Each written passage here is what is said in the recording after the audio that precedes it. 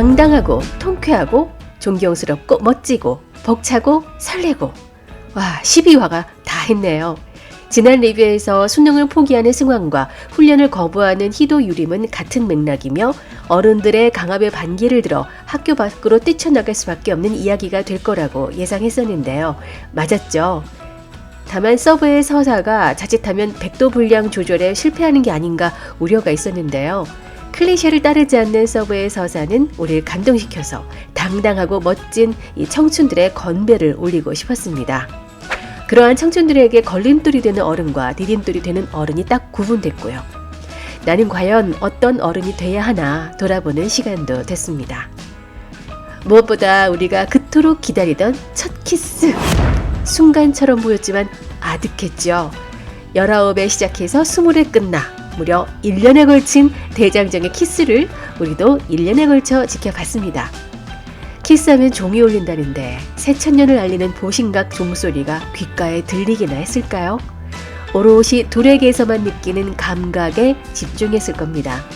나름 거사를 치렀는데 이번엔 이진이 밀어낸다면서요.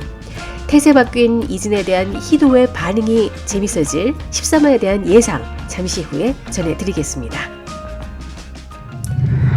우선 12화에서 승환과 유림만 수능을 보지 않는 게 의아했었는데요.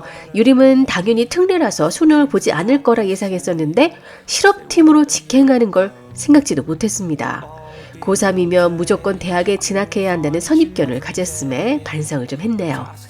댓글 달아주신 큰곰님 덕분에 희도는 왜 수능을 칠 수밖에 없었는지 알게 됐고요. 다시 한번 감사드립니다.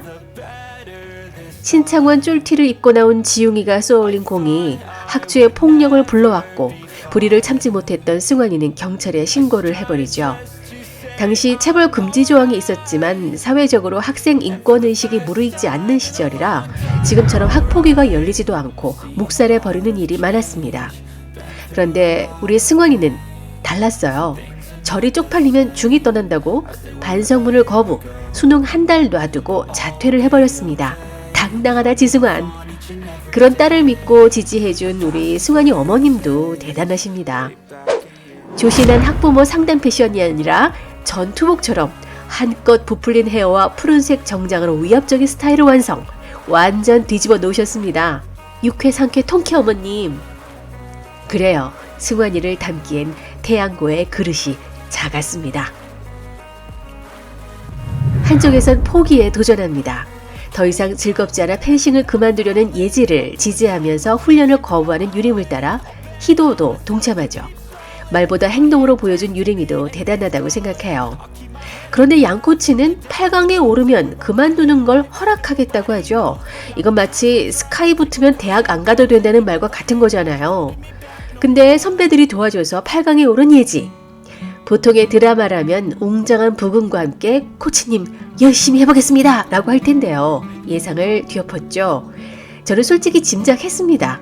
작가님이 배운 변태라서 클리셰를 따르지 않을 거란 걸요.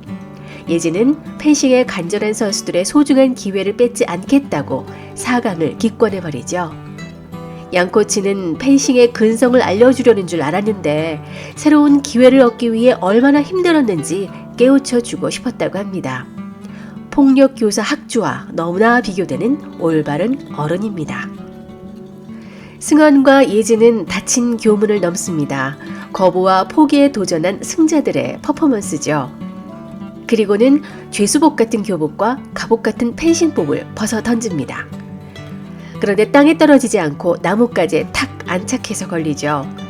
이것은 승환 예지가 참으며 걸어왔던 길이 결코 헛되지 않았다는 것을 상징합니다.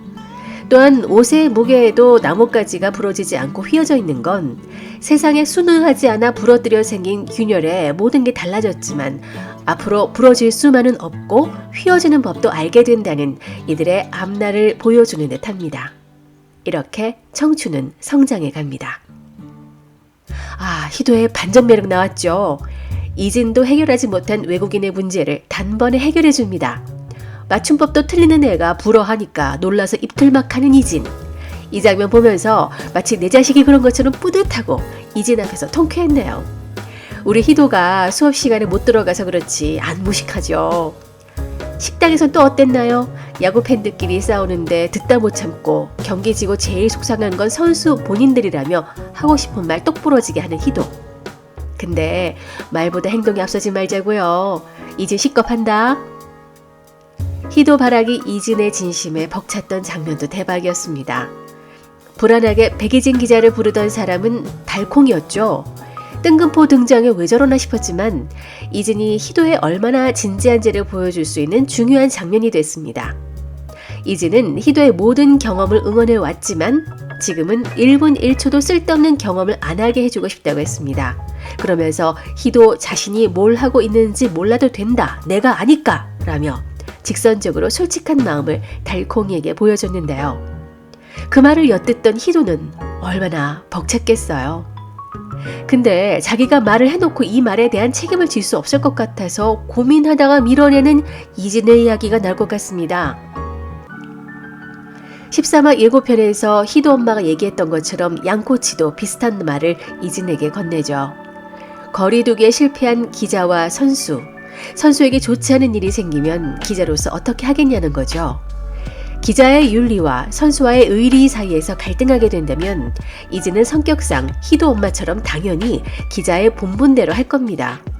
그런데 그 취재원이 의리도 아닌 사랑인 희도일 때는 말이 달라지죠.